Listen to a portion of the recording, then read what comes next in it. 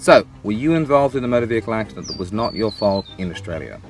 If you were, you may have an entitlement to a replacement vehicle of similar like-for-like value for the full duration of time that your car is off the road or being repaired or settled or whatever it happens to be.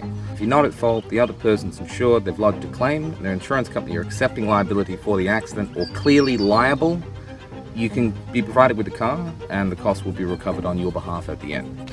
The trick is, okay, you're contractually liable for the cost of the hire charges. I say again, you're contractually liable for the cost of the hire charges. That means with like a mandate and a rental agreement until such time the funds are recovered.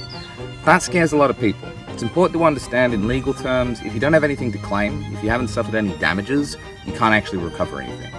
So it's a bit of a synchronicity of the legal system in Australia that you're able to actually be provided with this car, and then the settlements department of the hire car company can recover it on your behalf. If that mandate and that rental agreement didn't actually exist, you couldn't actually get the car, right? Now, a lot of people try and think that the hire car is free. The hire car is not free.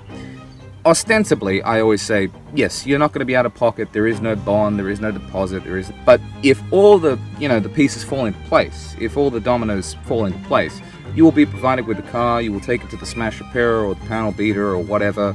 At the end of the hire, you'll give the keys back, and then, the company will recover those funds on your behalf. But if you're not at fault, you haven't done anything wrong, if you're sitting at a set of traffic lights, someone hits you from behind, if you're, on the freeway, bumper to bumper traffic, some person hits you from behind, pushes you forward, these things are fairly straightforward, right?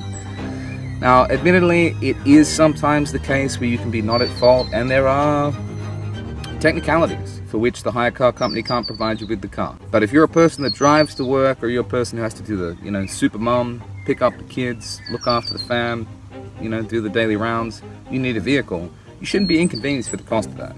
You shouldn't be paying for a taxi, all right, to try and get to work, all right? That's a ridiculous amount of money, even with Uber being so cheap these days. You shouldn't have to try and, shuffle around and inconvenience other people just because of some situation which was totally beyond your control.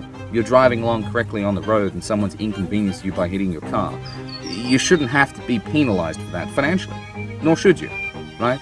So if you've been involved in a motor vehicle accident that wasn't your fault, if you've got all your paperwork together, sit down, get it collated, get it ready, your details, the other person's details, so name, address, telephone number, car rego, whatever you got, okay?